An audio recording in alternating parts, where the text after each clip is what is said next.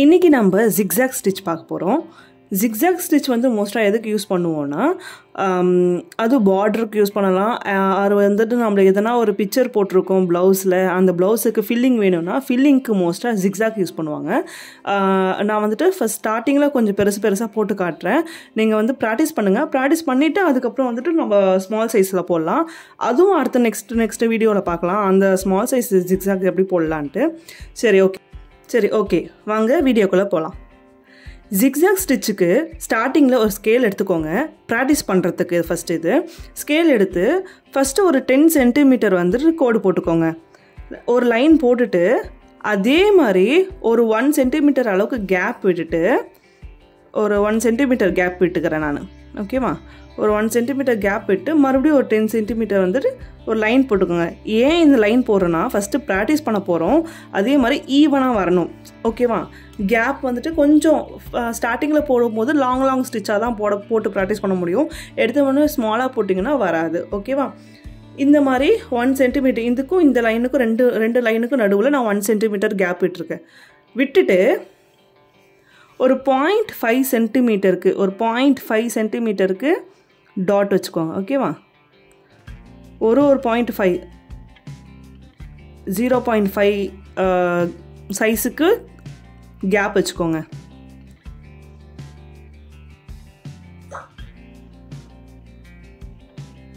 அதே மாதிரி தான் அடுத்த லைன்லேயும் வைக்கணும். ஏன் இந்த லைன்லாம் இவ்வளோ நுணுக்கமாக நான் சொல்கிறேன்னா, ப்ராக்டிஸ் பண்ணும் போது. ஏன்னா ஜிக்ஸாக் வந்து நீங்கள் போட்டதுக்கப்புறம் அதோட ஃபினிஷிங் பாருங்கள், ஈவனாக இருந்தால் மட்டும்தான் ஜிக்ஸாக் வந்து ஜிக்ஸாக் மாதிரி இருக்கும், இல்லைனா ஜிக்ஸாக் மாதிரி இருக்காது. அதனால தான் வந்துட்டு நம்ம 2 லைனுக்கும் ஒரே மாதிரி மெஷர்மெண்ட் எடுத்து பண்ணணும்.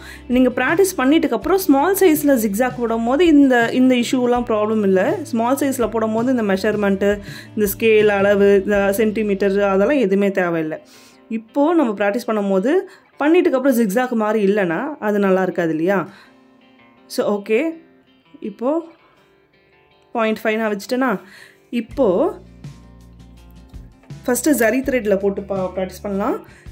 அப்புறமா நம்ம சில்க் த்ரெட்டில் போடலாம். ஓகேவா? சேம் தான்.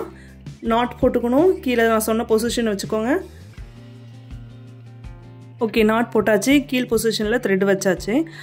தூளுக்கு வந்து நம்மளை ஃபேஸ் பண்ண மாதிரி இருக்கும். இந்த ஜிக்ஸாக் பொறுத்த வரைக்கும் எந்த சைடில் வேணால் நீங்கள் ஸ்டார்ட் பண்ணுங்கள். ஓகேவா? இந்த சைடில் இல்லை எய்தர் இந்த சைடு. ஓகே, ஃபஸ்ட்டு பாயிண்ட் இருக்குது இல்லையா?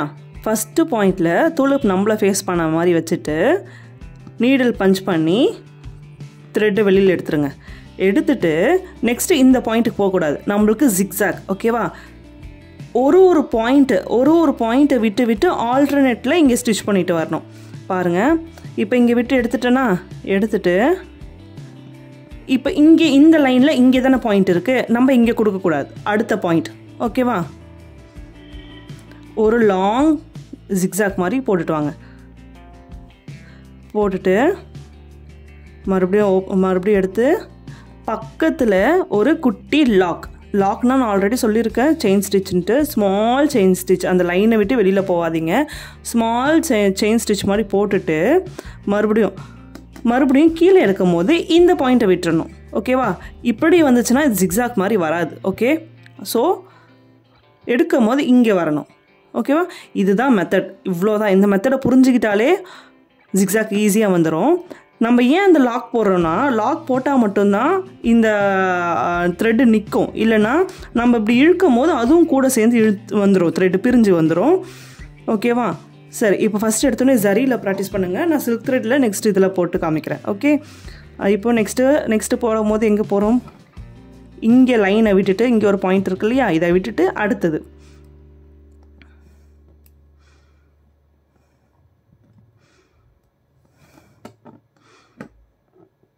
அடுத்தது இங்கே வரும்போது இந்த லைனை விட்டுட்டு இங்கே. ஓகேவா? இவ்வளோதான் ஜிக்ஸாக். ரொம்ப ஈஸி. இது மோஸ்ட்டாக ஃபில்லிங்க்கு யூஸ் பண்ணுவாங்க, ப்ளவுஸ்க்கு யூஸ் பண்ணுவாங்க. எல்லாத்துக்குமே இப்போ நம்ம பார்க்குறது எல்லா ஸ்டிச்சுமே மோஸ்ட்டாக ஃபில்லிங்ஸுக்கு யூஸ் ஆகும். ஃபில்லிங்ஸ்னால் நான் எதை சொல்கிறேன்னா, ஒரு ப்ரைடல் ப்ளவுஸ் பண்ணுறோம், இல்லைனா வந்துட்டு இப்போ ஒரு பீகாக் டிசைன் வைக்கிறோம், இல்லைனா வந்துட்டு ஒரு பிரைட் க்ரூம் டிசைன் வைக்கிறோம், அதுக்கெல்லாம் ஃபில்லிங் நடுவில் என்ன ஃபில்லிங் கொடுக்க முடியல தெரியலனா எல்லாத்துக்குமே செயின் ஸ்டிச் மட்டுமே கொடுத்தா நல்லா இருக்காது இல்லையா? அப்போது அந்த மாதிரி டைமில் இந்த மாதிரி ஃபில்லிங்ஸ் எல்லாம் யூஸ் பண்ணலாம். இந்த மாதிரி ஸ்டிச்சஸ்லாம் வந்துட்டு ஃபில்லிங்க்கு யூஸ் பண்ணலாம். இப்போ ஹேருக்கு இந்த மாதிரி ஜிக்ஸாக் ஸ்டிச் கொடுக்கலாம், அதாவது பிரைட் ஹேருக்கு.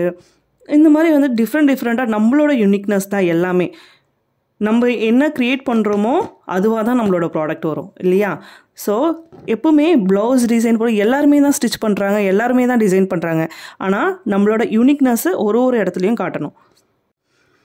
எல்லாத்துக்குமே சேம் ப்ரொசீஜர் தான், பட் வந்துட்டு ஒரு மைன்யூட்டாக விஷயம் மட்டும் மாறும். ஓகேவா? இப்போது இங்கே வந்துட்டு நம்ம ஒரு லாக் பண்ணிவிட்டு முடிச்சுக்க போகிறோம். இவ்வளோதான் ஜிக்ஸாக்.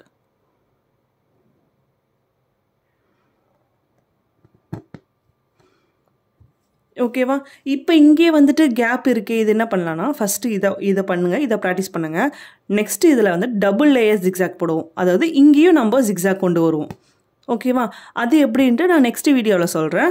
இந்த வீடியோவில் இந்த ஜிக்ஸாக் மட்டும் ப்ராக்டிஸ் பண்ணுங்கள். அதே மாதிரி எடுத்தோடனே இந்த அளவுக்கு கேப் எடுத்துக்கோங்க.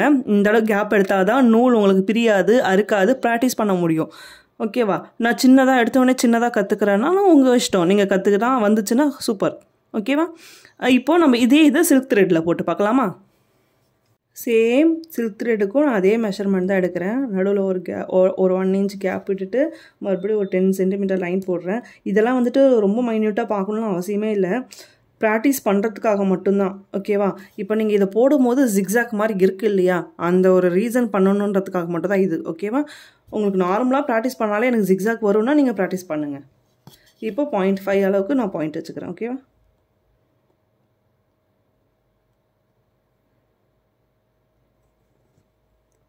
ஓகே, சில்க் த்ரெட்டில் பார்க்கலாம். நாட் போட்டுருங்க.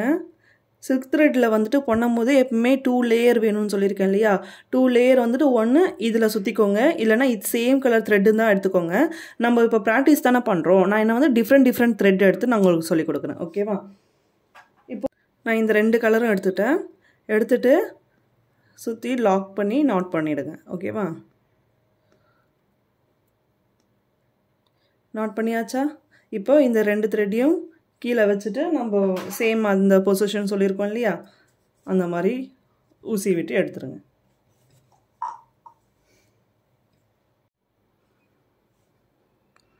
இப்போது அதே மாதிரி இங்கேருந்து ஸ்டார்ட் பண்ணுறோம். அந்த பாயிண்ட்லேருந்து த்ரெட் எடுக்கிறோம். எடுத்துட்டு சில்க் த்ரெட் வரும்போது கொஞ்சம் கேர்ஃபுல்லாக ஹேண்டில் பண்ணுங்கள். ஏன்னா சில்க் த்ரெட்டு ஈஸியாக கட் ஆகிடும். ஓகேவா? சில்க் த்ரெட் வந்துட்டு எனக்கு ஒரு 2 பேர் டவுட் கேட்டிருந்தீங்க. சில்க் த்ரெட்டில் பண்ணும்போது எனக்கு நூல் அறுக்குது, என்ன பண்ணலாம் அப்படின்னு கேட்டிருந்தீங்க. அதே மாதிரி இன்னொருத்தவங்க கூட ஊசி விட்டு எடுக்கும் போதுட்டு ஹோல்ஸ் விழுது அங்கங்கே, அதுக்கு என்ன பண்ணலான்னு கேட்டிருந்தீங்க. ஹோல்ஸ் விழுதுன்னா ஊசியை வந்து நீங்கள் வந்துட்டு கொஞ்சம் ஹார்டாக யூஸ் பண்ணுறீங்கன்னு அர்த்தம். ஓகேவா? கொஞ்சம் சாஃப்டாக ஹேண்டில் பண்ணிங்கன்னா ஹோல்ஸ் வராது. அதே மாதிரி சில்க் த்ரெட் வந்துட்டு நம்மளுக்கு கட் ஆகுறதுக்கு ரீசன் வந்துட்டு சில்க் த்ரெட் இப்போ உள்ளே விட்டுருக்கேன் இல்லையா? உள்ளே விட்டுட்டு இப்படி எடுக்கும் போது இந்த மிடில் நிப் இருக்குது பார்த்தீங்களா? அந்த நிப்போடு பிடிச்சி இழுத்திங்கன்னா கட் ஆகிடும். ஸோ நீங்கள் என்ன பண்ணணும், இப்படி எடுக்கும் போது நீடலை கொஞ்சம் உள்ளே தள்ளி இப்படி வெளியில் எடுக்கணும். சரிங்களா? அப்படி பண்ணிங்கன்னா உங்களுக்கு கட் ஆகாது, த்ரெட்டு கட் ஆகாது. நீங்கள் என்ன பண்ணுறீங்கன்னா ஸ்டார்டிங்கில் இழுக்கும் போது இப்படியே இழுத்துறீங்க. அந்த ஊசி கொக்கி இருக்குது இல்லையா? அந்த கொக்கியோடு இழுக்கும் போது நூல் ஈஸியாக கட் ஆகிடும்.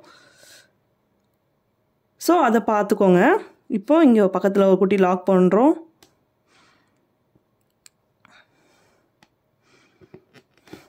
அதே மாதிரி இப்படி டக்குன்னு பிடிச்சிருக்காதீங்க. கொஞ்சம் கஷ்டமாக தான் இருக்கும் சில்க் த்ரெட்டு. கொஞ்சம் வந்துட்டு சாஃப்டாக ஹேண்டில் பண்ணால் சில்க் த்ரெட் வந்துட்டு ஈஸியாக ஹேண்டில் ஆகும். ஓகேவா?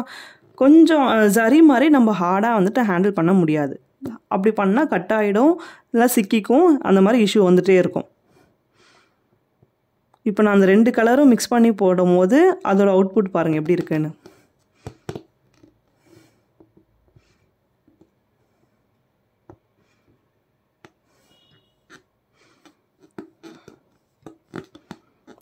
பார்த்தாலும் தெரியும் நான் எப்படியே வந்துட்டு அட்ஜஸ்ட் பண்ணி இழுக்கிறேன்ட்டு.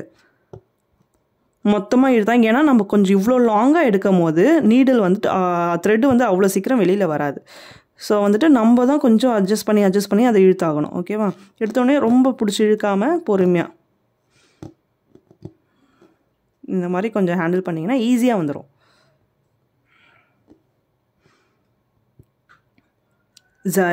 ஜிக்ஸாக் வந்துட்டு இவ்வளோ தான், செம்ம ஈஸி. நீங்கள் ப்ராக்டிஸ் பண்ணிங்கன்னா சூப்பராக வரும். இதெல்லாம் வச்சுட்டு எப்படி வந்துட்டு நான் டிசைன் பண்ணுறது, எப்படி ஃபில் பண்ணுறதுன்னு எனக்கு தெரியல, எதுக்கெல்லாம் இதெல்லாம் சொல்லி கொடுக்குறாங்கன்னு எனக்கு புரியலன்னு நினைக்கிறவங்களுக்கு நான் இந்த வீக் கடைசியில் வந்துட்டு ஒரு அசைன்மெண்ட்டு, இந்த வீக் ஒரு நெக்ஸ்ட் வீக்கில் வந்துட்டு ஒரு அசைன்மெண்ட் ஒர்க் வரும். அதாவது ஒரு பிக்சர் ட்ரா பண்ணி அதில் வந்துட்டு நம்ம இவ்வளோ நாள் யூஸ் பண்ண எல்லா ஃபீலிங்ஸுமே யூஸ் பண்ணி ஒரு டிசைன் பண்ணலாம். ஓகேவா? அப்போ பண்ணும் போது உங்களுக்கு எதுக்கு இந்த ஃபில்லிங் வந்துட்டு யூஸ் பண்ணுறாங்கன்றது ஒரு ஐடியா கிடச்சிரும். அதை வச்சு நீங்கள் அதுதான் உங்களுக்கு நெக்ஸ்ட் வீக் அசைன்மெண்ட்டாக இருக்கும். இப்போ எண்டுக்கு வந்துட்டோமா? எண்டுக்கு வந்துட்டு லாக் பண்ணிடலாம். எத்தனை பேர் வந்துட்டு ஃபாலோ பண்ணுறீங்க, எத்தனை பேர் என் கூடவே கண்டினியூ பண்ணிகிட்ருக்கீங்க, கமெண்ட் பண்ணுங்கள் கொஞ்சம். அப்புறம் ப்ராக்டிஸ் பண்ணுறீங்களா, இல்லை உங்களுக்கு எதனா டவுட் இருக்கா சொல்லுங்கள். இல்லைனா வந்துட்டு கீழே கொடுக்குற நம்பருக்கு வாட்ஸ்அப் கூட பண்ணுங்கள், ஆர் கமெண்ட் பண்ணுங்கள், மெசேஜ் பண்ணுங்கள், நான் கிளாரிஃபை பண்ணுறேன். ஓகே, லாக் பண்ணிட்டோமா? அவ்வளோதான் ஜிக்ஸாக். ஓகே, நெக்ஸ்ட் வீடியோவில் நம்ம டபுள் லேயர் ஜிக்ஸாக் எப்படி பண்ணலான்னு பார்க்கலாம். So stay tune. அது வரைக்கும் பாய்.